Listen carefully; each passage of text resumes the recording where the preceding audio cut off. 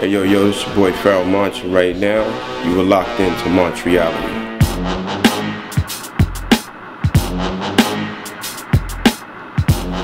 Golden era kid.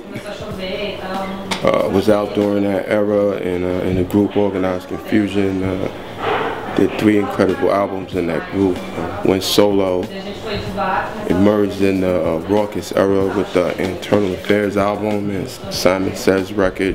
And I think I've put out 3 quality projects since then.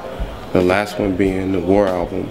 So we went from Internal Affairs to Desire to w.a.r. and here we are now, you know. I think I was great in science, social studies, math, but like later in the high school years I became impossible to deal with class clown, infamous in the high school, just like bugging out. And I went to like a well-known art school here in New York called Art and Design. Started contemplating about where I wanted to take myself as a man in terms of the career. The art thing was really popping, but I felt like I wanted to express myself vocally. Just regular joints, man. My best was probably this expensive, high-end wallpaper design company where me and Prince Poe worked at, and we was like, we would cut these samples of high-end wallpaper, like $1,000 per square foot, and like ship them and do deals with companies and ship them overseas and things like that.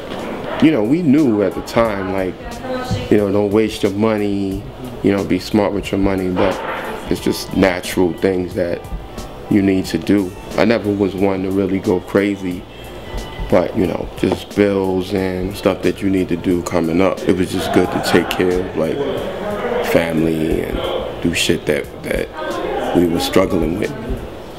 I think, you know, it's the cliche things, man. It's like a lot of perseverance, a lot of hard work, finding your voice in terms of, as an entertainer, like, why should you even be doing what you're doing? What makes your voice separate and different and unique from everybody else who's trying to do the same thing? And that goes for all job sets.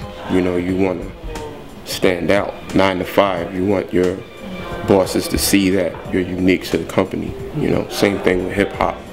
It's like, let me find out what it is about what I do that, you know, would have a certain section of consumers be like, yo, you only get that from Pharoahe Monch. What's in my pocket? Oh man, this is a great question.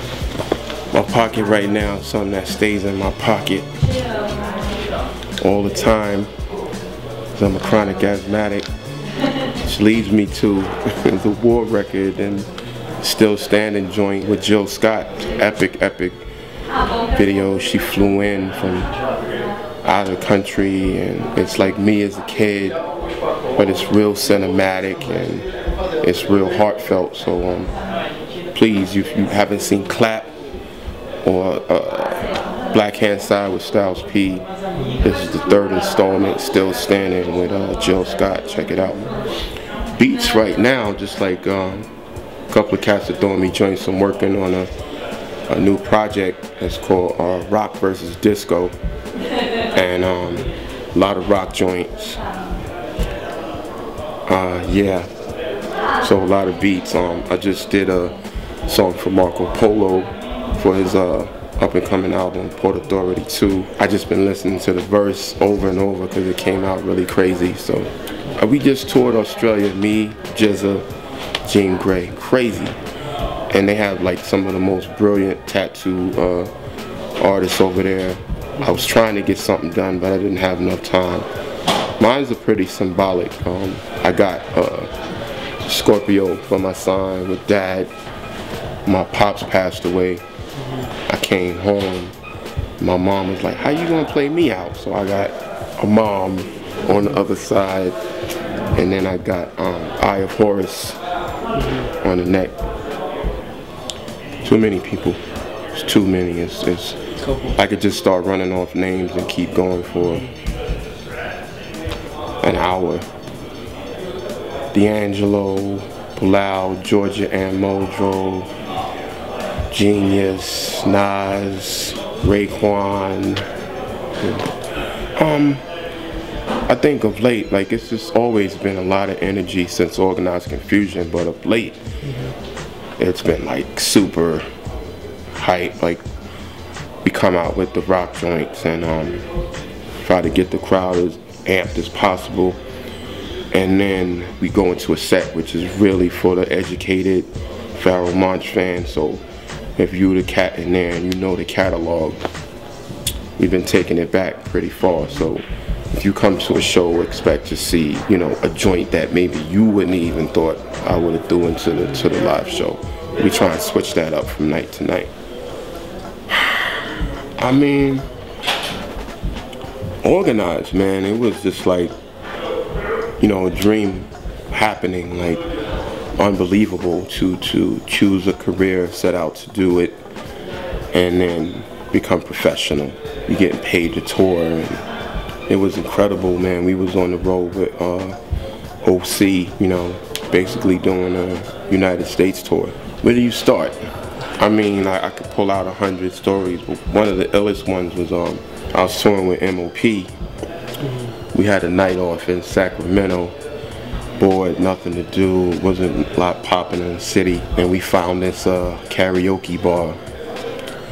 And to see M.O.P. do karaoke was a pretty funny experience.